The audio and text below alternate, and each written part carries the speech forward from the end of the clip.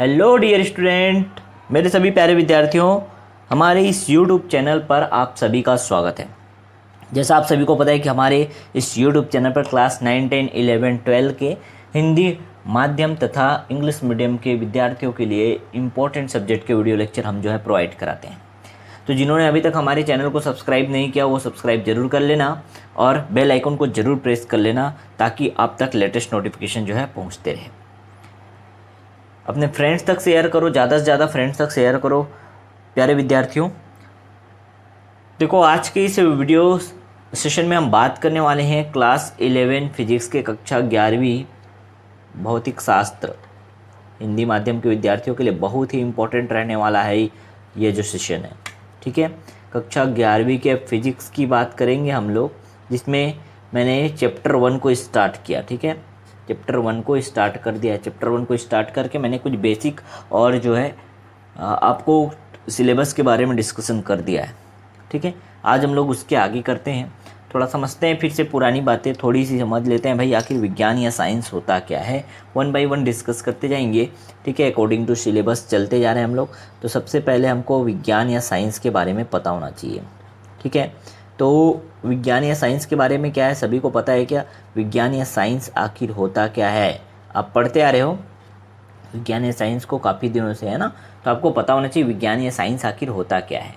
ठीक है, तो भाई हमारे चारों तरफ के वो भी जितने भी तथ्य और घटना हैं उनका अगर आप सुव्यवस्थित बहुत अच्छे से अरेंज करके उसका अध्ययन करते हो तो वही विज्ञान कहलाता है और कुछ नहीं। ठीक है, तो सीधा सा बात समझो, जो विज्ञान को हम लोग क्या कहते हैं? साइंस कहते हैं। अंग्रेजी भाषा में क्या कहते हैं? विज्ञान को अंग्रेजी में क्या कहते हैं? साइंस कहते हैं। जो समझा रहा हूँ उसको समझना। ठीक है, लिखने का इतना ही ज़रूरत है जितना मैं यहाँ नोट डाउन करूँगा। ठीक है, तो अंग्रेजी में विज्ञान को क्या कहते हैं? विज्ञान को साइंस कहते हैं। क्या कहते हैं सर? विज्ञान को साइंस कहते हैं। अब ये साइंस क्या है? एक लैटिन शब्द है।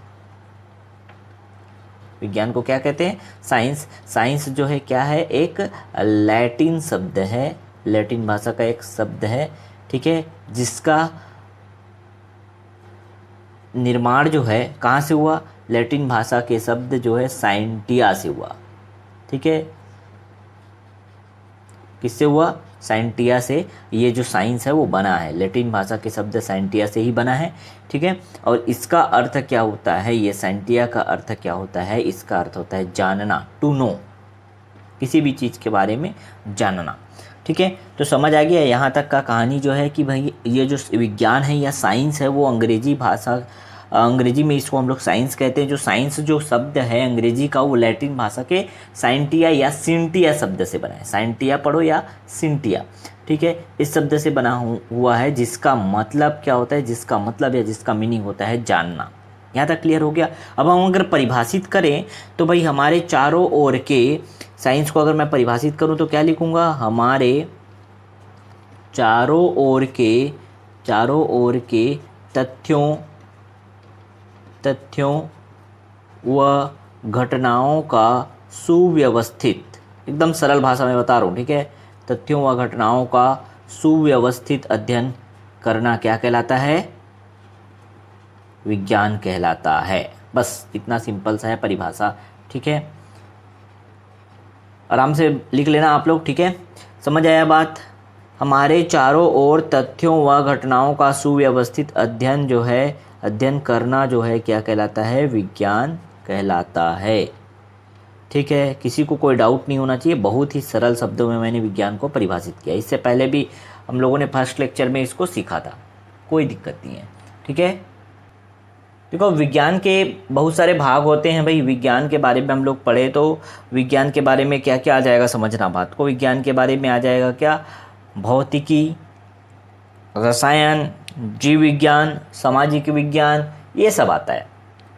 समाज के बारे में भी पढ़ना तो ना, यही तो है हमारे चारों ओर के तथ्यों और घटनाओं को पढ़ना या उसका अध्ययन करना ही तो विज्ञान कहलाता है ना। तो इसमें सामाजिक विज्ञान भी आता है। हम लोग बात कर रहे हैं किसकी? फिजिक्स की। फिजिक्स क्या है? भौतिक शास्त्र। हम लोग बात करने वाले हैं भौतिक शास्त्र को, इसलिए मैं बाकी विज्ञान के भागों की चर्चा यहाँ नहीं कर रहा हूँ। ठीक है ना, हम लोग सीधे चलते हैं अपने अकॉर्डिंग टू कोर्स में कि हाँ भाई हमको भौतिक शास्त्र को पढ़ना है, भौतिक शास्त्र। तो भौतिकी क्या होता है, विज्ञान के बाद देखो हमारा जो इम्पोर्टेंट चीज़ है जो हमको जानना है वो है दैट इज़ भौतिकी और फिजिक्स। ये भौतिकी या फिजिक्स क्या होता है इसको समझ लेते हैं। भौतिकी या फिजिक्स कहते हैं इसको, ठीक है। ये क्या होता है इसको भी समझें।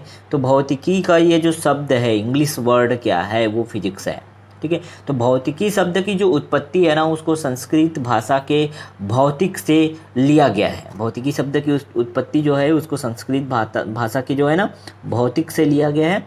इसका अर्थ क्या होता है, प्राकृतिक, समझना। ये भौतिकी जो शब्द है, भौतिकी, ध्यान समझना, भौतिकी शब्द जो है वो संस्कृत भाषा के, संस्कृत के किससे लिया गया है, संस्कृत के भौतिक शब्द से लिया गया है, संस्कृत के भौतिक शब्द से लिया गया है। और जिस भौतिक का अर्थ क्या होता है, इस भौतिक का अर्थ होता है प्राकृतिक या नेचुरल, ठीक है, समझ आ गया। इसी तरह जो ये फिजिक्स है, अंग्रेजी में भौतिकी को क्या कहते हैं भाई, फिजिक्स कहते हैं ना। तो ये जो फिजिक्स शब्द है इसको भी समझ लेते हैं। फिजिक्स जो है, फिजिक्स ये ग्रीक भाषा किससे लिया गया है, ग्रीक भाषा के शब्द, ग्रीक के शब्द जो है, ग्रीक भाषा के शब्द जो है फ्यूसिस से लिया गया है। किससे, फ्यूसिस या फूसिस, ठीक है, जो भी पढ़ना चाहो इसको, इस शब्द से लिया गया है जिसका अर्थ क्या होता है, प्रकृति होता है।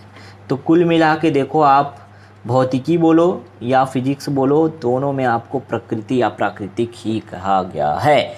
इस प्रकार आप भौतिकी विज्ञान या भौतिकी को आराम से परिभाषित कर सकते हो, ठीक है। तो कैसे परिभाषित कर सकते हैं, हम भौतिकी को परिभाषित करें तो विज्ञान की वह शाखा, एकदम आसान है भाई, विज्ञान की वह शाखा, आप भी परिभाषित कर सकते हो बेटा, बहुत, जब इसका मीनिंग समझ गए ना तो बहुत आसानी से आप इसको परिभाषित कर सकते हो कि विज्ञान की वह शाखा जिसमें प्राकृतिक, या ऐसा लिख सकते हो जिसमें प्रकृति तथा प्राकृतिक, जिसमें प्रकृति तथा प्राकृतिक, क्लियर हो रहा है क्या, जिसमें प्रकृति तथा प्राकृतिक घटनाओं का अध्ययन किया जाता है, घटनाओं का अध्ययन किया जाता है। क्लियर हुआ, आसान लगा क्या सभी लोगों को, ठीक है। इसे क्या कहते हैं, इसे ही हम लोग भौतिकी कहते हैं।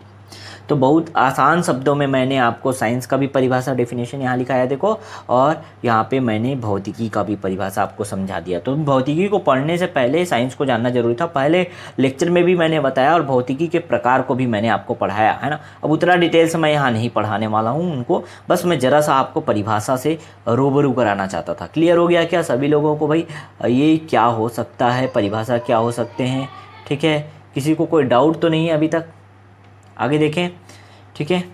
चलो नेक्स्ट पेज पे देखते हैं हम लोग कि भाई आखिर वैज्ञानिक या साइंटिफिक मेथड किसको कहते हैं, ठीक है। इसके बाद देखते हैं, भौतिकी को हम लोगों ने अच्छे से समझ लिया। अब भौतिकी को समझने के बाद हम लोग पढ़ते हैं क्या, वैज्ञानिक या साइंटिफिक मेथड आखिर क्या क्या होते हैं, ठीक है। तो किसी भी प्राकृतिक घटना को जितना भी यथासंभव विस्तृत या गहन रूप से अध्ययन करने, समझने के लिए कुछ पदों की आवश्यकता होती है, उसे हम वैज्ञानिक विधि या साइंटिफिक मेथड कहते हैं। तो अगला जो हेडिंग है वो डाल लेना बच्चों, क्या, वैज्ञानिक विधि, बहुत इम्पॉर्टेंट है। ध्यान से सभी चीज़ों को पढ़ते चलो, हर एक चीज़ें आपको समझ आएंगी, ठीक है ना। कक्षा 10वीं तक बच्चों ने क्या पढ़ा, साइंस को पढ़ा। अब साइंस के अलग अलग भाग हो गए, थोड़ा मुश्किल आपको लग सकता है। बहुत सारे स्टूडेंट जो हैं बायो लेने का सोचे हैं या मैथ्स लेने का सोचे हैं, तो भाई उनको तो ये पढ़ना ही है, ठीक है। तो कोई दिक्कत नहीं है, बहुत ही आसान और इंटरेस्टिंग और मज़ेदार सब्जेक्ट हैं यहाँ मिलेंगे आपको, क्लियर। तो घबराने वाली बात नहीं है। आखिर ये वैज्ञानिक विधि या साइंटिफिक मेथड्स क्या क्या होते हैं इसको हम लोग सीखते हैं, ठीक है। साइंटिफिक मेथड या वैज्ञानिक विधि क्या होता है, तो किसी भी प्राकृतिक घटना को यथासंभव विस्तृत और गहनता से समझने के लिए, किसी भी घटना को, किसी भी प्राकृतिक घटना को, क्या कहा मैंने, किसी भी प्राकृतिक घटना को आपको समझना है, क्योंकि प्राकृतिक घटना को ही क्या कह रहे हैं हम लोग, फिजिक्स कह रहे हैं, है ना। तो किसी भी प्राकृतिक घटना को विस्तृत और गहनता से समझने के लिए। किसी भी प्राकृतिक घटना को क्या करना है आपको, किसी भी प्राकृतिक घटना को विस्तार से, विस्तार व गहनता से, गहनता मतलब डीपली, विस्तार व गहनता से समझने के लिए, विस्तार व गहनता से समझने हेतु। ठीक है, आपको क्या होता है, कुछ पदों को अपनाना होता है। ठीक है, विस्तार व गहनता से समझने के लिए क्या करना होता है, कुछ मुख्य पदों या स्टेप को फॉलो करना होता है। कुछ मुख्य पदों या स्टेप्स को अपनाना होता है। ठीक है, उसे ही आप क्या कहते हो, उसे ही वैज्ञानिक विधि कहते हैं। इसका अध्ययन करने के लिए वैज्ञानिकों ने कुछ स्टेप्स बना के रखे हैं। किसी भी प्राकृतिक घटना को अगर आपको विस्तार से और गहनता से आपको समझना है, पढ़ना है, उसके बारे में जानना है, तो आपको कुछ स्टेप्स जो हैं वो अपनाने होते हैं। ठीक है, उसे ही क्या कहते हैं, अपनाना होता है। इसे ही, इन स्टेप्स को ही वैज्ञानिक विधि कहते हैं, या ऐसे लिख लो, इन पदों को ही वैज्ञानिक विधि कहते हैं। इन पदों को ही क्या कहते हैं, साइंटिफिक मेथड या वैज्ञानिक विधि कहा जाता है। क्लियर हो गया क्या बच्चों? ठीक है, आगे देखते हैं वैज्ञानिक विधि कौन कौन से होते हैं, कौन कौन से पद होते हैं। ठीक है, तो सबसे पहले देखो, सबसे पहले आता है सिस्टमैटिक ऑब्जर्वेशंस। सबसे पहले क्या आता है, सिस्टमैटिक ऑब्जर्वेशन।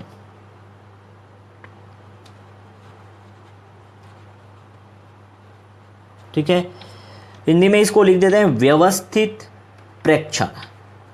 व्यवस्थित प्रेक्षण। ठीक है, क्लियर हुआ? नेक्स्ट देखें, सेकंड जो स्टेप होता है, सेकंड स्टेप, उसमें आपको क्या है, गुणात्मक और मात्रात्मक विवेचना करना है, जिसको हम लोग क्वांटिटेटिव एंड क्वालिटेटिव, ठीक है, लिख लेते हैं। चलो, क्वालिटेटिव एंड क्वांटिटेटिव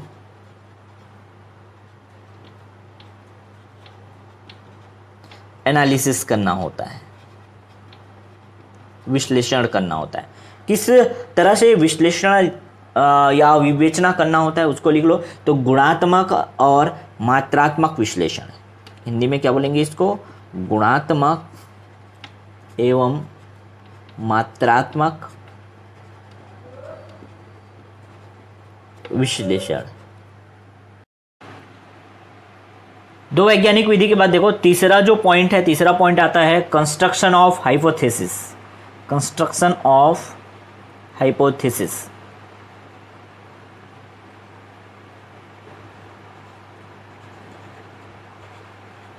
ये क्या होता है देखें, कंस्ट्रक्शन ऑफ हाइपोथेसिस, जिसको परिकल्पना की रचना करना कहते हैं। क्या कहते हैं इसको, परिकल्पना की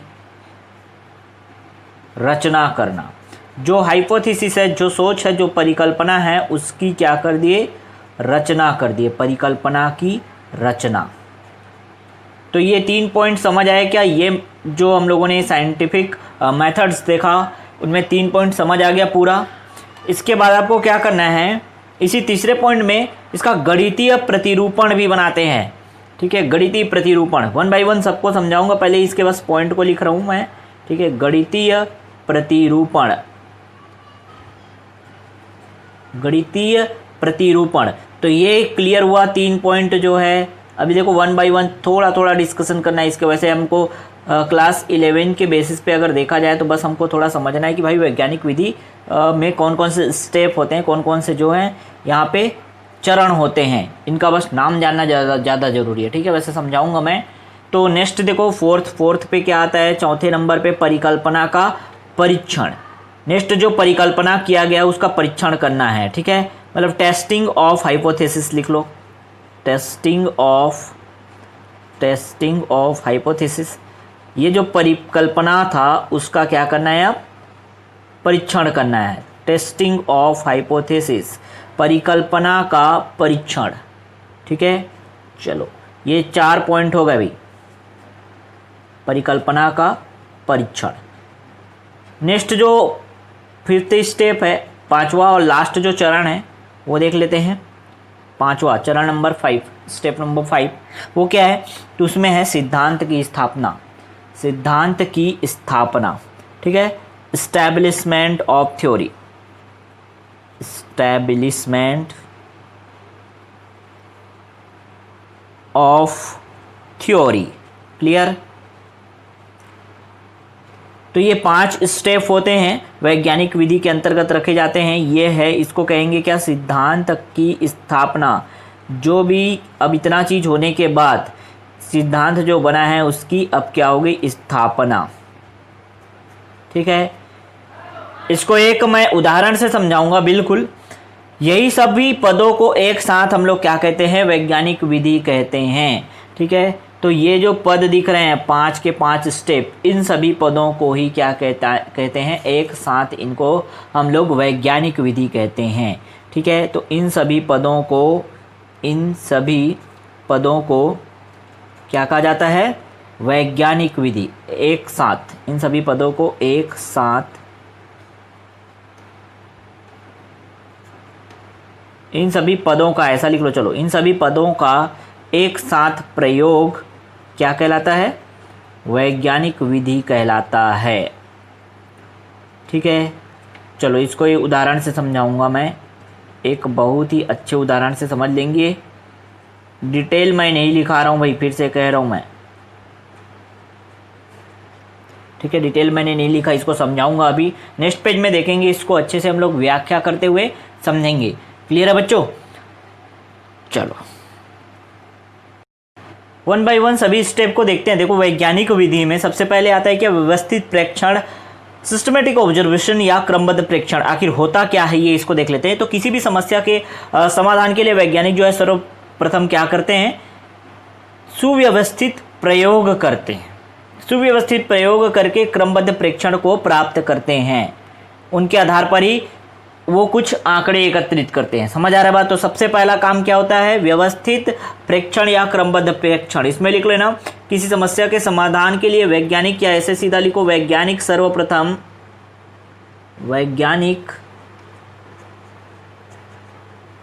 सर्वप्रथम किसी समस्या के समाधान के लिए, वैज्ञानिक सर्वप्रथम किसी समस्या के समाधान के लिए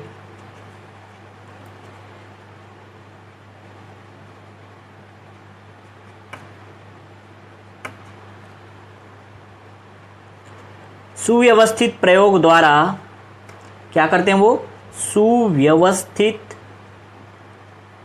प्रयोग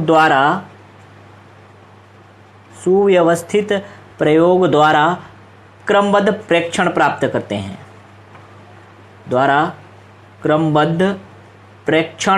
करते हैं। सुव्यवस्थित प्रयोग द्वारा क्रमबद्ध प्रेक्षण प्राप्त करते हैं। क्लियर हुआ क्या यहाँ तक, समझ आया। यही है व्यवस्थित प्रेक्षण या क्रमबद्ध प्रेक्षण। और इन्हीं प्रेक्षणों के आधार पर कुछ जानकारी एकत्र करते हैं। इन्हीं प्रेक्षणों के आधार पर कुछ जानकारी एकत्र करते हैं। क्लियर हुआ। तो ये वाला पॉइंट समझ आ गया, कुछ जानकारी एकत्र करते हैं। जैसे न्यूटन साहब थे भैया, उनके बारे में कहानी जानते हो। हाँ, वो एक एप्पल के पेड़ के नीचे बैठे थे, एप्पल गिर गया। अब भाई उन्होंने सोचा उस चीज़ को, क्या हुआ है ना, अभी बताता हूँ उसको। तो इसको पहले नोट डाउन कर लेना। इन्हीं प्रेक्षणों के आधार पर कुछ जानकारी एकत्रित करते हैं। यहाँ तक क्लियर हुआ। तो ये आप लिख लेना, व्यवस्थित प्रेक्षण के अंतर्गत, जिसको क्रमबद्ध प्रेक्षण भी कहते हैं। अब देखो न्यूटन साहब थे, वो बैठे थे पेड़ के नीचे से क्या हुआ, एप्पल गिरा। तो भाई उन्होंने सोचा उसके बारे में, व्यवस्थित प्रेक्षण किया, उसको सिस्टमेटिक ऑब्जर्व किया। और यहाँ मैं यहाँ बैठा था और मेरे ऊपर कुछ पेड़ था, उसमें से क्या हुआ, पेड़ से ही कुछ चीज़ें गिरी। तो भाई व्यवस्थित उन्होंने प्रेक्षण किया, हाँ पेड़ से फल जो है, ये एप्पल जो है गिरा, ठीक है, नीचे। तो उसको व्यवस्थित उन्होंने क्या किया, सोचा, ऑब्जर्व किया और उसके बाद फिर कुछ प्रयोग किए। इन्हीं प्रेक्षण के आधार पर कुछ जानकारी एकत्र किए। सबसे पहले इन्हीं प्रेक्षण के आधार पर उन्होंने जानकारी एकत्र किया।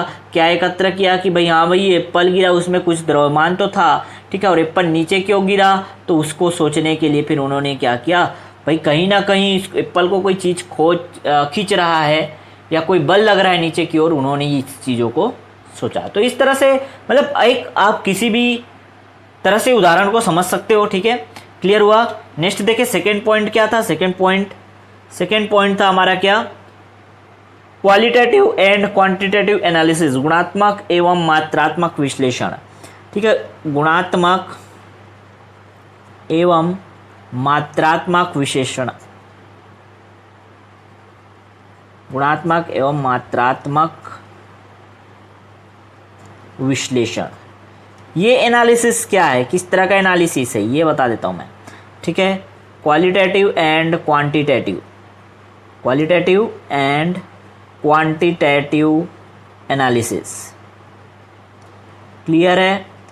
चलो देखते हैं इसमें ये कैसा एनालिसिस होता है भाई, किस तरह का विश्लेषण है।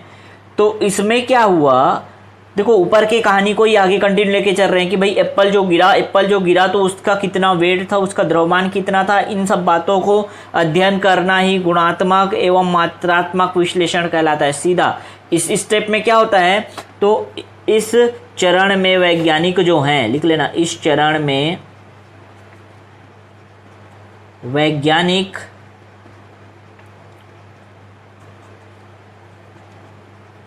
प्रेक्षणों के आधार पर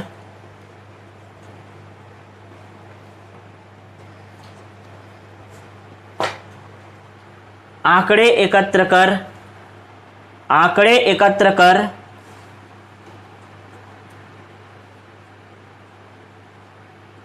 उसका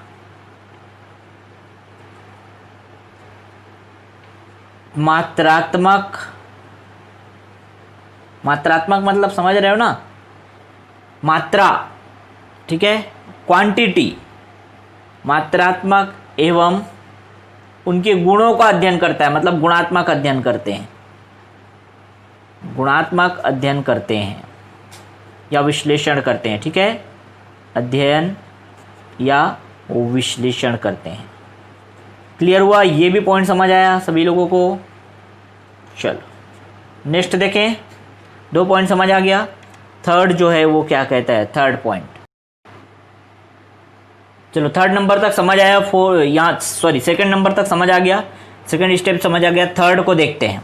थर्ड में क्या करना है, वैज्ञानिक क्या करते हैं, इतना चीज होने के बाद सबसे पहले क्या किया, उन्होंने प्रेक्षण किया कि भाई जो भी घटना है उनका व्यवस्थित रूप से, क्रमबद्ध रूप से प्रेक्षण किए। उसके बाद उन्होंने क्या किया, उसका गुणात्मक, गुणों का अध्ययन किया और मात्राओं का अध्ययन किया, ठीक है, समझ आ रहा है।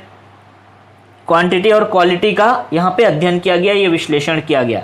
नेक्स्ट थर्ड पॉइंट में देखो, परिकल्पना की रचना करता है। क्या करा जाता है, परिकल्पना की रचना, ठीक है। तो थर्ड पॉइंट देख लेना, परिकल्पना की रचना या कंस्ट्रक्शन ऑफ हाइपोथेसिस। क्या करेंगे थर्ड पॉइंट में, परिकल्पना की रचना। अब इतना करने के बाद वो एक परिकल्पना की रचना करेंगे वैज्ञानिक जो है। हाँ भाई क्यों हुआ, परिकल्पना की रचना करेंगे। क्या करेंगे, परिकल्पना की रचना, ठीक है। चलो भाई ये हेडिंग डाल लिए, परिकल्पना की रचना। परिकल्पना की रचना में देखो, जो उपरोक्त 2 चरण से प्राप्त आंकड़े हुए हैं उनकी व्याख्या करने के लिए वैज्ञानिक जो है क्या करते हैं, कार्यकारी नियम बनाते हैं, जिसे हम लोग परिकल्पना कहते हैं, हाइपोथेसिस कहते हैं। तो परिकल्पना की रचना समझ आया सभी लोगों को, 3 स्टेप क्लियर हो गया। नेक्स्ट देखते हैं फोर्थ स्टेप, नंबर 4 में क्या करना है, भाई परिकल्पना की जो उन्होंने रचना की है, अब उसका क्या टेस्टिंग भी तो करना पड़ेगा, भाई सही है कि नहीं, वो उसका परीक्षण करके देखेंगे। तो टेस्टिंग ऑफ हाइपोथेसिस, ठीक है। नेक्स्ट है फोर्थ, ठीक है, परिकल्पना का परीक्षण, परिकल्पना का परीक्षण,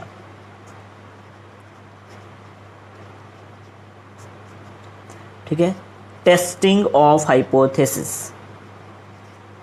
टेस्टिंग ऑफ हाइपोथेसिस, ये क्या होता है समझते हैं इसको। यहाँ तक क्लियर हो गया हम लोगों को, 3 पॉइंट अच्छे समझ आ गया। अब यहाँ जो थर्ड पॉइंट पे देखो, परिकल्पना का रचना तो कर दिए थे, अब परिकल्पना का रचना कर दिए, उसका परीक्षण तो करना पड़ेगा। तो जो परिकल्पना की रचना की गई है, ठीक है, जो परिकल्पना की रचना की गई है उसका अब परीक्षण करेंगे। जो परिकल्पना की रचना वैज्ञानिक द्वारा की गई है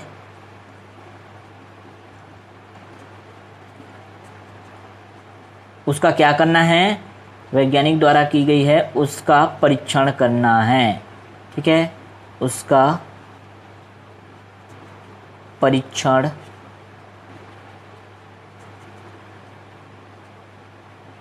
करना है, ठीक है।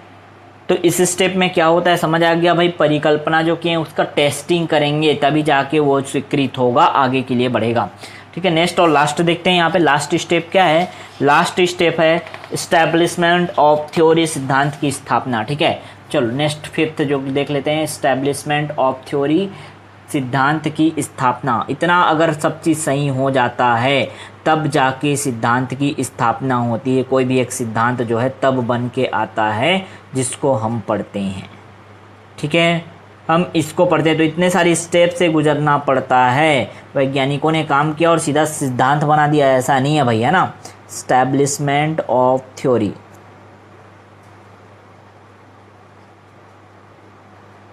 लास्ट जो है स्टेप है साइंटिफिक है। इस लास्ट स्टेप में क्या होता है, देखो जो सिद्धांत का निर्माण किया गया है, जो सिद्धांत बना दिया गया है, उसका हम लोगों ने क्या किया, थर्ड स्टेप में जो परिकल्पना की गई है उसका रचना किया गया, और फोर्थ में क्या देखा हम लोगों ने कि भाई उस परिकल्पना का परीक्षण कर लिया गया है, उसका टेस्टिंग कर लिया गया है। आखिरी स्टेप में क्या करते हैं, टेस्टिंग अगर सही होता है उसका टेस्ट जो है या परीक्षण जो है पास कर लिया जाता है, सत्यता की जाँच जो करती है, ठीक है। सत्यता की जाँच में क्या करना है, तो भाई जो परिकल्पना बनाया हो उसके आधार पर कुछ निष्कर्ष निकाले जाते हैं और उसके बाद नए प्रयोग किए जाते हैं, और अगर प्रयोग सही हो जाता है, मतलब कैसे भी करके आपको वो जो हाइपोथेसिस था, परिकल्पना था, उसका अगर परीक्षण आप कर लेते हैं और वो सही पाया जाता है, तब एक सिद्धांत या एक नियम की स्थापना हो जाती है। मतलब क्या बोलोगे कि ये जो परीक्षण चल रहे थे, ठीक है, उनमें जो प्रयोग सत्यापन हो जाता है, ठीक है, तो भाई यहाँ पे लिख लेना कि भाई यदि परिकल्पना का परीक्षण या सत्यता हो जाता है, तो देखो यहाँ पे एक परिकल्पना का परीक्षण विभिन्न प्रयोगों के आधार पर यदि सत्यापित हो जाता है, तब परिकल्पना जो है सिद्धांत या नियम का रूप ले लेता है। क्लियर हुआ क्या, समझ आया। जितना हम लोगों ने स्टेप देखा ऊपर 4 स्टेप की, भाई परिकल्पना का निर्माण किया गया, रचना किया गया, उसके बाद उसका परीक्षण किया गया। यदि परीक्षण जो है वो विभिन्न प्रयोगों और विभिन्न स्थितियों अवस्थाओं के आधार पर यदि वह सत्यापित हो जाता है, तब परिकल्पना जो है सिद्धांत या नियम का रूप ले लेता है। क्लियर है क्या, तब वो थ्योरी या लॉ कहलाता है। अब इसमें भी स्थिति है, ध्यान से समझना। यदि परिकल्पना जो है कुछ विशेष स्थितियों में सत्य पाई जाती है तो इसे सिद्धांत कहा जाता है या सिद्धांत का रूप ले लेते हैं। लेकिन अगर परिकल्पना सभी स्थितियों या अवस्थाओं में सत्य पाई जाती है, किसी भी विभिन्न अलग अलग स्थितियों में और अलग अलग अवस्थाओं में, सिचुएशन में अगर वो सत्य पाई जाती है, अगर वह सत्य होता है, तब जो परिकल्पना है वह नियम कहलाता है, वह नियम का रूप ले लेता है। तो बहुत ही सिंपल है, फिजिक्स को बच्चों समझना है तो इतना समझ आया क्या, क्लियर हुआ कि परिकल्पना जो है कुछ विशेष स्थितियों में यदि वो सत्य पाई जाती है तब वह सिद्धांत का रूप लेती है, लेकिन यदि वो सभी स्थितियों या अवस्थाओं में सत्य पाई जाती है तब वह नियम का रूप ले लेती है। यहाँ तक क्लियर हुआ क्या, चलो समझ आया सभी लोगों को। आगे चलते हैं, तो एक एक पॉइंट जो हम लोगों ने वैज्ञानिक विधि में समझना था वो हम लोगों ने समझ लिया। आगे देखते हैं, अगले टॉपिक में देखना क्या है हमको। देखो भौतिकी विज्ञान का कार्यक्षेत्र क्या होता है, भौतिक शास्त्र का आखिर कार्यक्षेत्र क्या होता है। तो भौतिक का या भौतिकी का कार्यक्षेत्र जो है बहुत विस्तृत है, ठीक है। तो पॉइंट टू द पॉइंट करके लिखना, इसको पॉइंट पॉइंट करके लिखना कि भौतिकी का कार्यक्षेत्र क्या है, विस्तृत है। ये बात समझना, भौतिकी का कार्यक्षेत्र बहुत विस्तृत है, हर जगह में ये फैला हुआ है, हर जगह आपको भौतिकी देखने को मिलेगा, ठीक है। तो भौतिकी का कार्यक्षेत्र विस्तृत है, ठीक, यहाँ तक समझ आ गया। इसमें क्या क्या देखो, इसमें लंबाई हो गया, द्रव्यमान हो गया, समय, ऊर्जा आदि भौतिक राशियों के परिमाणों के विशाल परिसर का अध्ययन किया जाता है, ठीक है। तो इसमें पॉइंट कर करके लिख रहे हो, वैसे लिखते चलना। इसमें क्या क्या आप अध्ययन करते हो? लंबाई, मैं शॉर्टकट लिख रहा हूँ, पूरा लिखना है आपको, ठीक है। लंबाई, द्रव्यमान, समय, ऊर्जा आदि भौतिक राशियों के परिमाणों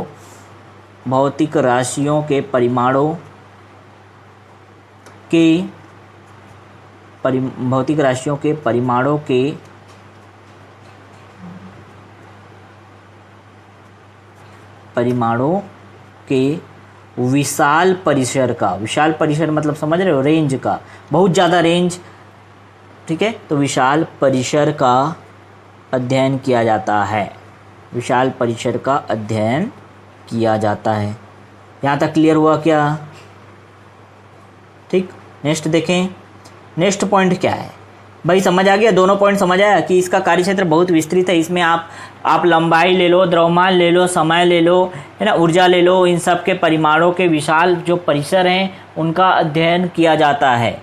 नेक्स्ट में देखें तो इसके अंतर्गत इलेक्ट्रॉन, प्रोटॉन, ये भी आप अध्ययन करोगे। भौतिकी में क्या करोगे तो लिखते चलो जो आपको इसके अंतर्गत पढ़ना होता है ना। तो इसके अंतर्गत इलेक्ट्रॉन, प्रोटॉन आदि से संबंधित परिघटनाओं का अध्ययन भी किया जाता है।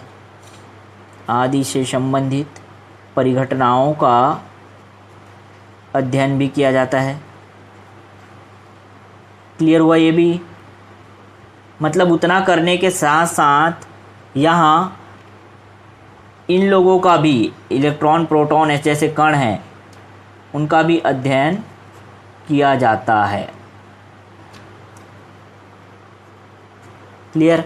बात यहीं तक नहीं रुकती। जब आप भौतिकी पढ़ते हो तो इसमें अति सूक्ष्म पैमाने पर भी अध्ययन किया जाता है और संपूर्ण ब्रह्मांड के विस्तार का भी अध्ययन किया जाता है। तो इसमें लिख लेना, इसके अंतर्गत आप क्या करते हो, इसके अंतर्गत अति सूक्ष्म पैमाने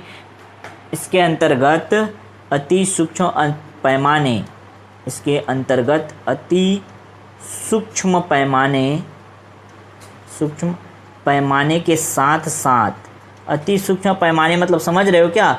मतलब 10⁻14 मीटर से भी कम, ठीक है। इससे लेकर के सिर्फ कम बस नहीं, अत्यधिक। तो भाई इसके अंतर्गत अति सूक्ष्म पैमाने 10⁻14 मीटर से भी कम के अलावा, ठीक है,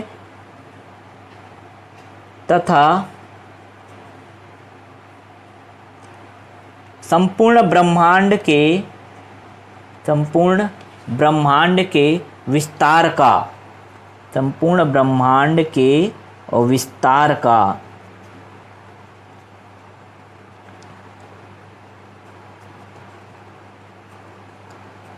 10⁻26 मीटर कोटि का भी अध्ययन किया जाता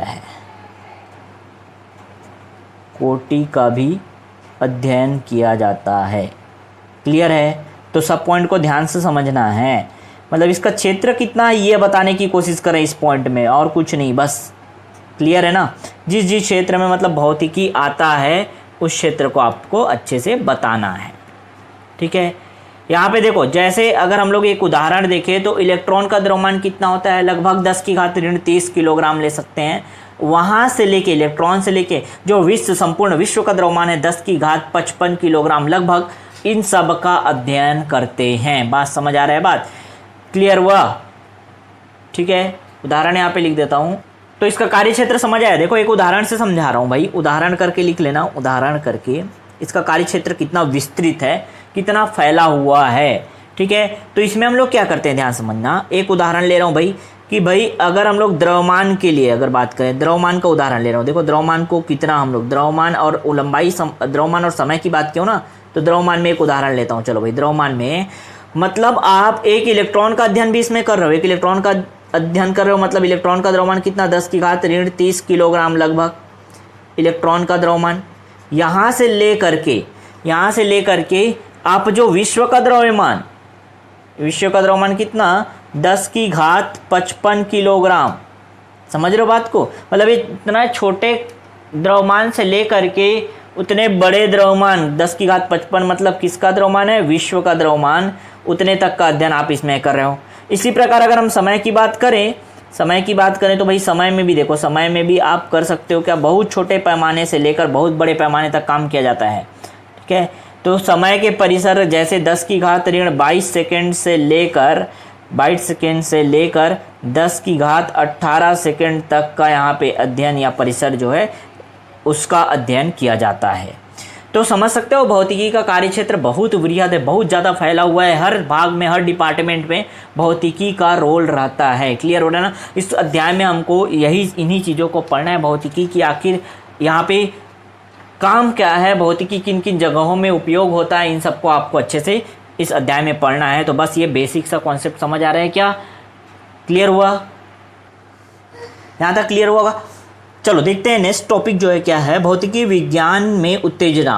उत्तेजना मतलब समझो भाई, आखिर क्यूरियोसिटी क्या है, भौतिक विज्ञान में क्या क्या जानने वाली चीज़ें हैं, क्या क्या मतलब व्यापकता इसका फैला हुआ है, उसको हम लोग पढ़ेंगे। तो हेडिंग क्या डालोगे, समझ आ रहा है क्या? भौतिकी विज्ञान में उत्तेजना। ठीक है, भौतिकी विज्ञान में उत्तेजना।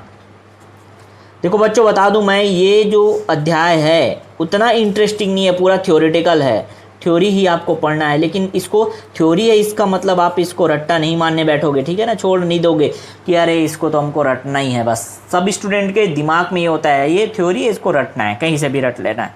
अरे बेटा समझ लोगे ना तो रटना आसान है और भूलोगे भी नहीं कभी। समझ रहे हो ना? इसीलिए कह रहा हूँ समझना आसान ज़्यादा ज़रूरी है। ठीक, चलो आखिर भौतिक विज्ञान में उत्तेजना क्या होता है, अगर इसको समझे तो भौतिक विज्ञान के मूल सिद्धांतों की जो व्यापकता है, उसका जो लालित्य है, वास्तव में उत्तेजित करने वाली है, मतलब समझने वाली है, बहुत ज़्यादा एक्साइटमेंट से भरा हुआ है। सीधा बात है। ठीक है, क्योंकि भौतिकी की कुछ जो संकल्पनाएं या नियम है ना, उनके द्वारा भौतिक राशियों की विशाल जो रेंज है उसको प्रतिपादित या कवर करने की घटनाओं की व्याख्या की जा सकती है। इसके अलावा जो प्रकृति के विभिन्न तरह के रहस्य हैं उनको समझने में भी और नए नए प्रयोग करने में भी और नियमों के सत्यापन करने में भी भौतिक के नियम की बहुत ज़्यादा आवश्यकता पड़ती है। इसको जानना बहुत ही ज़रूरी होता है। तो यह भौतिक विज्ञान में उत्तेजना है। इसका पूरा थ्योरेटिकल जो चीज़ें हैं मैं यहाँ पे नोट डाउन कर देता हूँ, आप लोग वीडियो रोक करके पॉज करके आप नोट कर लेना। तो इसको नोट डाउन कर लेना सभी बच्चों। देखो भौतिक विज्ञान में उत्तेजना क्या, एक्साइटमेंट क्या है ना। तो जो भी प्रकृति के बारे में जानना हो, उनका अध्ययन करना, प्रकृति कितना वृहद है ये तो आप सभी जानते हो। उनके नियमों को समझना, उनके रहस्य को अध्ययन करना, अलग अलग तरह के प्रयोग करना, उन नियमों को जो आपको लगता है कि नियम हो सकते हैं या सिद्धांत हो सकते हैं उनको प्रतिपादित करना, उनको बनाना, इन सब को हम लोग कह सकते हैं कि भौतिक विज्ञान में ये सब उत्तेजना या एक्साइटमेंट का विषय है। क्लियर हो गया? अगले क्लास में हम लोग देखेंगे कि भौतिक विज्ञान का अन्य विज्ञान में क्या संबंध है, भौतिक विज्ञान का अन्य विज्ञान के साथ संबंध। ठीक है, या भौतिक विज्ञान का संबंध जो है किस तरह से है, अलग अलग विज्ञान में भी, समाज में भी, सब चीज़ देखेंगे। तो भौतिक विज्ञान का अन्य क्षेत्रों के साथ संबंध देखेंगे। अगला हमारा जो टॉपिक है वही रहेगा। क्या रहेगा, समझ आ गया ना? तो भौतिक विज्ञान का अन्य क्षेत्रों के साथ संबंध क्या क्या रहेगा, उसमें हम क्या पढ़ेंगे कि भौतिक विज्ञान और रसायन विज्ञान में क्या संबंध है, भौतिक विज्ञान व जीव विज्ञान में क्या संबंध है, भौतिक विज्ञान का खगोल शास्त्र से क्या संबंध है, और भौतिक विज्ञान का गणित की दुनिया या गणित के साथ क्या संबंध है, उन चीज़ों का अध्ययन हम लोग करेंगे। ठीक है, उसके साथ साथ भौतिकी का प्रौद्योगिकी और समाज में क्या योगदान रहा है, उसका क्या संबंध रहा है, उससे कैसे जीवन आसान हुआ है, उसको हम लोग नेक्स्ट क्लास में करेंगे। तो जुड़े रहना हमारे चैनल के साथ। बिल्कुल बहुत ही बेहतरीन तरीके से आपको बिल्कुल जीरो से टू द पॉइंट, एकदम बेसिक से एनसीईआरटी या एससीईआरटी सिलेबस के अकॉर्डिंग हम लोग काम कर रहे हैं और आपके लिए क्लासेस प्रोवाइड करा रहे हैं। हमारे चैनल को सब्सक्राइब जरूर कर लेना। जिन्होंने अभी तक सब्सक्राइब नहीं किया वो सब्सक्राइब करो और अपने फ्रेंड्स तक शेयर करो बेटा।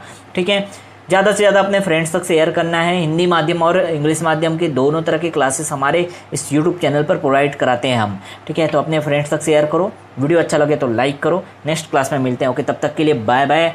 अच्छे से रहो, खुश रहो, घर पे रहो।